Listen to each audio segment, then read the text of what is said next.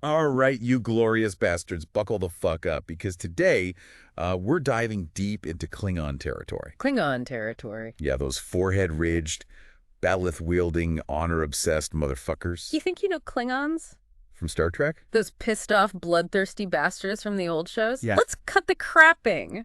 There's a shit ton more to them than meets the eye. Okay, so let's unpack this. We've got a stack of articles and research here, and frankly, it's a goddamn mess. It's a lot. Where the hell do we even start with these guys? Well, the early Klingons, the ones you see in the original series, were basically just space Soviets, brutal cunning, Yeah. but not exactly deep thinkers. And Really? let's be real, those smooth foreheads, Yeah. that was a budget issue, not a cultural choice. I remember those guys. They look like dudes in bad Halloween costumes than a terrifying alien race. Exactly. But things changed big time in the movies. And later series, they got those iconic foreheads, badass armor, and a whole goddamn language. That's where shit gets interesting. It's like they went from being space thugs to space samurai with a serious upgrade in the wardrobe department.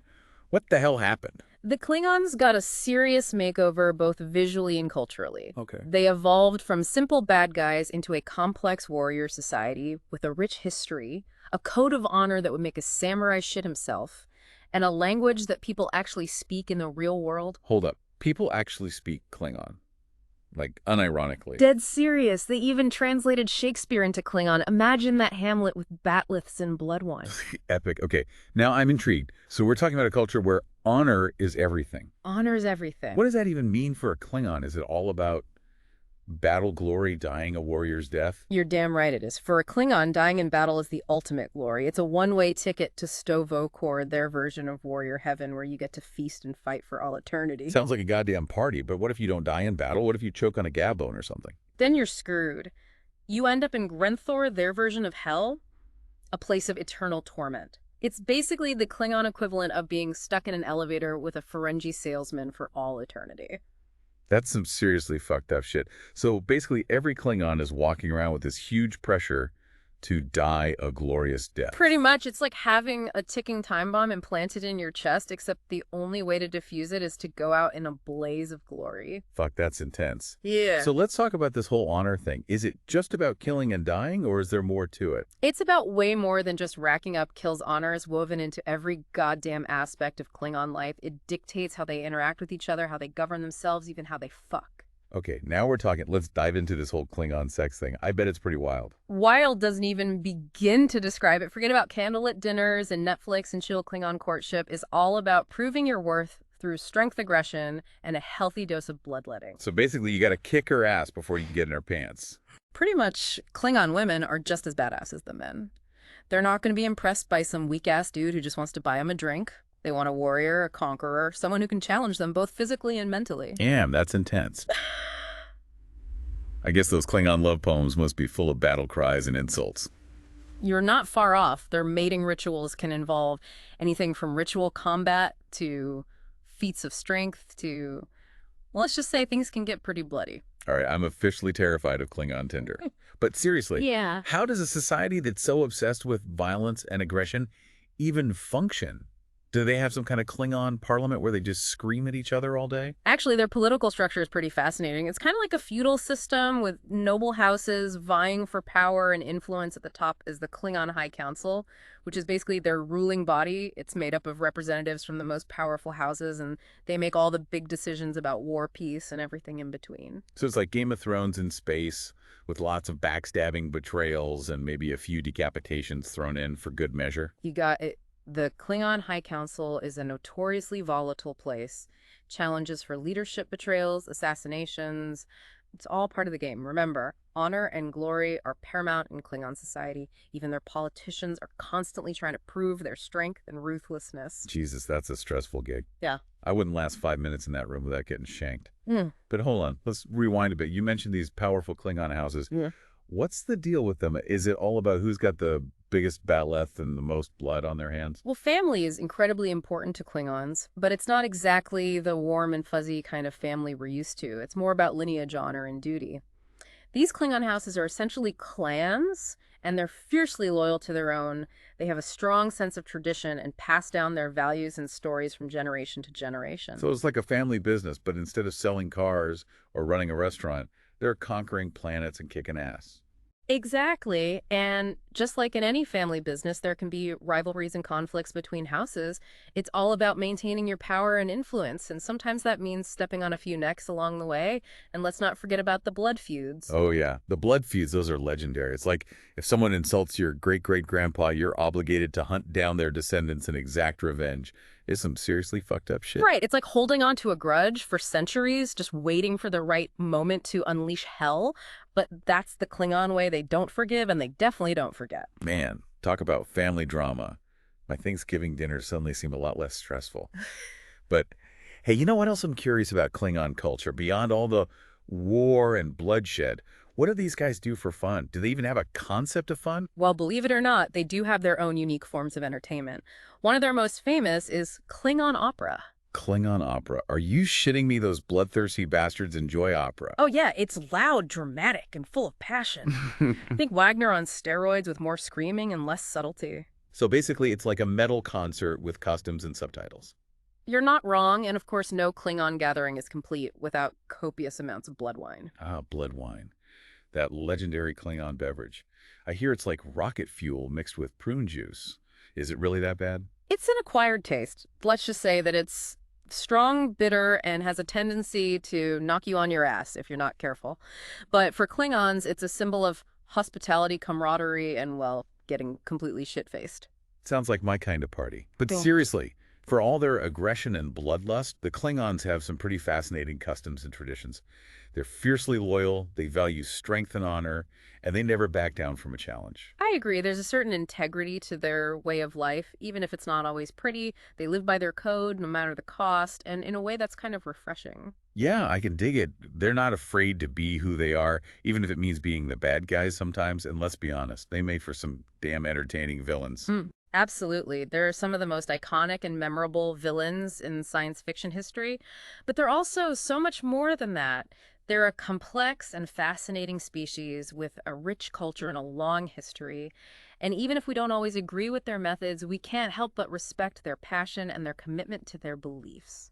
Right on. You know what? I'm starting to think that maybe there's a little bit of Klingon in all of us. I think you might be right about that. We all have that inner warrior, that desire for glory and recognition. We might not express it in the same way as the Klingons, but it's there. And maybe that's why we're so drawn to them. They represent something primal, something powerful, something that resonates deep within us. Damn, that's deep, man. You're making me think all sorts of existential thoughts over here. Maybe we should take another hit of that blood wine and let all this Klingon wisdom sink in. It's about way more than just racking up kills. Honor is woven into every goddamn aspect of Klingon life. It dictates how they interact with each other, how they govern themselves. Honor and glory are paramount in Klingon society. Yeah. Even their politicians are constantly trying to prove their strength and ruthlessness. Jesus, that's a stressful gig. Yeah. I wouldn't last 5 minutes in that room without getting shanked. But hold on, let's rewind a bit. You mentioned these powerful Klingon houses. What's the deal with them? Is it all about who's got the biggest ballot and the most blood on their hands? Well, family is incredibly important to Klingons, but it's not exactly the warm and fuzzy kind of family we're used to. It's more about lineage, honor, and duty. These Klingon houses are essentially clans, and they're fiercely loyal to their own form. They have a strong sense of tradition and pass down their values and stories from generation to generation. So it's like a family business, but instead of selling cars or running a restaurant, they're conquering planets and kicking ass. Exactly. And just like in any family business, there can be rivalries and conflicts between houses. It's all about maintaining your power and influence, and sometimes that means stepping on a few necks along the way. And let's not forget about the blood feuds. Oh, yeah, the blood feuds. Those are legendary. Like, if someone insults your great-great-grandpa, you're obligated to hunt down their descendants and exact revenge. It's some seriously fucked up shit. Right. It's like holding on to a grudge for centuries, just waiting for the right moment to unleash hell. But that's the Klingon way. They don't forgive, and they definitely don't forget. Their methods, we can't help but respect their passion and their commitment to their beliefs. Right on you. You know what? I'm starting to think that maybe there's a little bit of Klingon in all of us. I think you might be right about that. We all have that inner warrior, that desire for glory and recognition. We might not express it in the same way as the Klingons, but it's there, and maybe that's why we're so drawn to them. They represent something primal, something powerful, something that resonates deep within us. And that's deep, man. You're making me think all sorts of existential thoughts over here.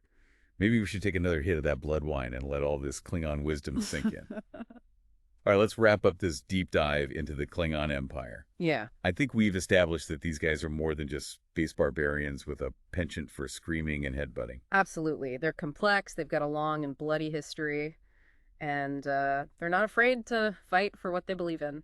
It's a strange kind of redemption arc, but a redemption arc nonetheless. Yeah, who doesn't love a good redemption story?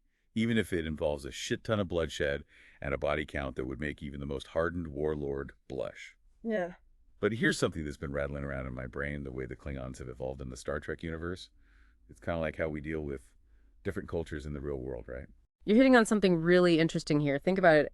At first, the Klingons were just these generic evil aliens. They were the enemy, the ones we were supposed to fear and hate. It's a classic trope, isn't it? Demonize what you don't understand. That makes sense. It's easier to justify kicking someone's ass if you convince yourself they're nothing but monsters. Exactly. But as Star Trek progressed, the writers started to flesh out the Klingons.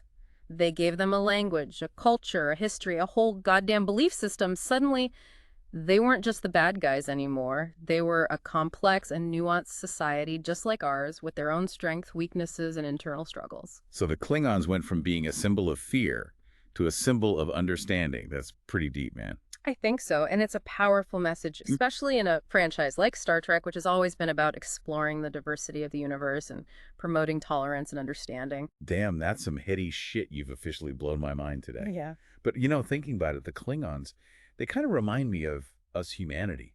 I mean, we have a pretty fucked up history too, right? Mm-hmm. Wars, violence, messed up beliefs. We've got it all. Absolutely. We're not so different from the Klingons when you really get down to it. We've all got that capacity for aggression and destruction, but we also have the capacity for love, compassion, and cooperation. It's all about choices, isn't it? Right on. So maybe the lesson here is that we should all try to be a little less Klingon when it comes to dealing with people we don't understand. Instead of jumping straight to violence and blood feuds, maybe we should try to communicate to learn to find some common ground, even if that common ground involves copious amounts of blood wine. Exactly. Maybe we can all learn something from the Klingons. They might be rough around the edges, but they're fiercely loyal. They value honor and courage, and they never back down from a challenge. And those are qualities that can be pretty damn admirable, even if they're wrapped up in a package of blood wine and bat lifts. Well said, my friend. Well said. All right, you glorious nerds. That's all the time we have for today's deep dive into the world of the Klingons. We've covered a lot of ground, from their messed up afterlife beliefs to their intense mating rituals to their surprisingly complex political structure. But before we sign off, I want to leave you with one final thought. Hit me with it. If you could share a tankard of blood wine with any Klingon, who would it be and why? And what kind of crazy shit would you get up to think about it, folks?